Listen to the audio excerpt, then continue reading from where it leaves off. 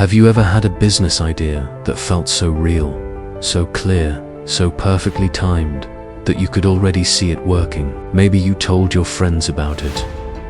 Maybe you posted about it. Maybe you sat at dinner and explained the whole plan while everyone nodded and said, "That is actually a really good idea." And then nothing happened.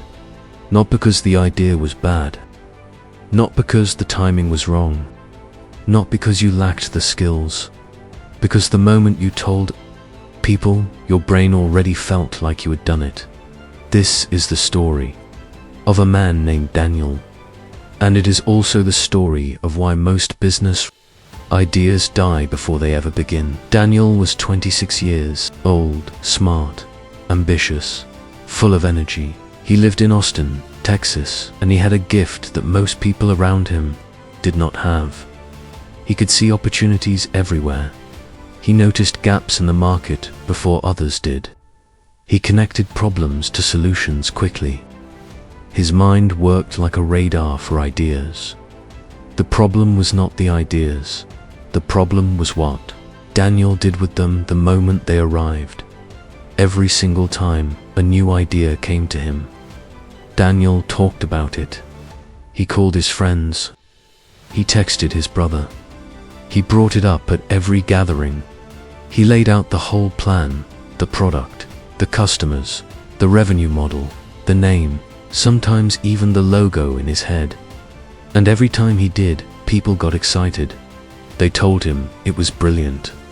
They said he was going to be rich. One friend even said, "Daniel, you are the most entrepreneurial person I know." Daniel loved hearing that. He felt successful before he had built a single thing. And that feeling, that warm, satisfied, already accomplished feeling, was quietly destroying him. Here is what science says about this. When you share a goal or an idea and someone responds positively, your brain releases dopamine, the same chemical released when you actually achieve something. Your brain cannot fully tell the difference between the praise for the plan and the reward for the result, so it registers the goal as partially complete. The motivation to actually do the work drops.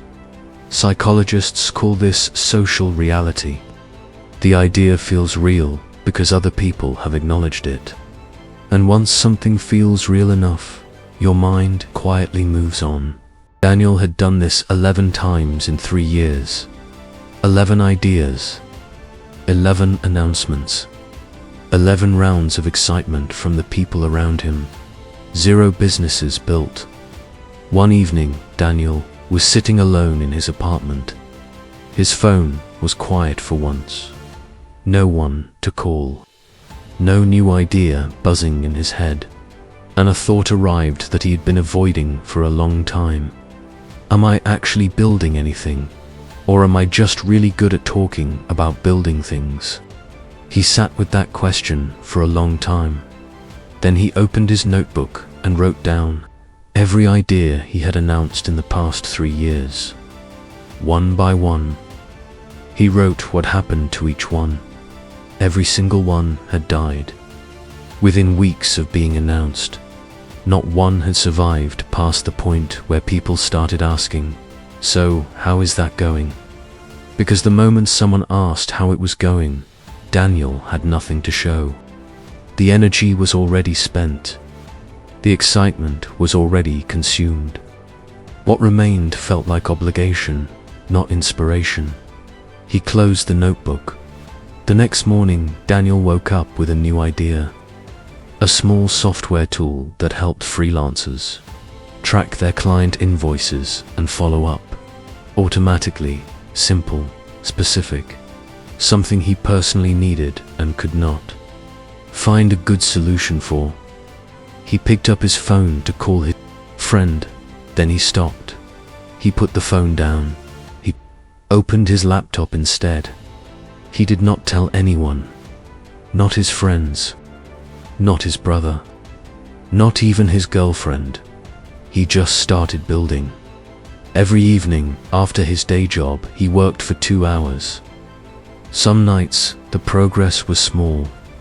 Some nights he solved something that had been stuck for days and felt a satisfaction so deep and quiet that it did not need anyone else in the room to feel real. No one knew what he was doing. No one asked how it was going. There was no audience, no dopamine from praise, just the work and the slow, steady, private momentum of something actually being built.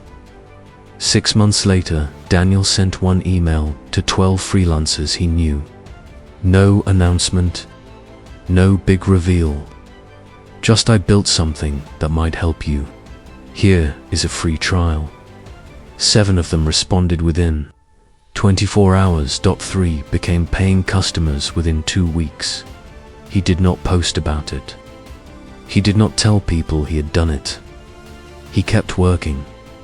A year later, Daniel had 340 paying customers, monthly recurring revenue of $14,000, a product that ran mostly on its own while he kept improving it. Quietly, the friends who once called him the most entrepreneurial person they knew did not even know he had launched. He told them over dinner one evening, not as an announcement, just as a fact. They were stunned. How did we not know about this? Daniel smiled. Because this time, I built it first. Here is what Daniel learned, and what most people with good ideas never figure out. Talking about a plan gives the feeling of progress without the reality of it. It is the most expensive free drug available to ambitious people. It costs you nothing in the moment, and it costs you everything in the end. The idea that stays quiet, stays hungry. It has nowhere to go except forward. No applause to feed on. No validation to rest in. Just the pressure of its own potential pushing you to build. The idea you announce gets fed before it earns it, and a fed fire does not burn. Right now you might have something sitting in your mind. A business idea, a plan, a problem you have spotted that no one around you has solved yet, and you might be about to tell someone about it. Do not open a laptop, buy a domain, send one email, make one thing.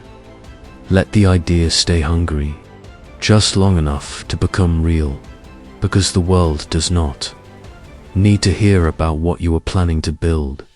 It only needs to see what you have built. If this story made you think about an idea you have been sitting on, share it with one person who needs to stop talking and start building. See you in the next one.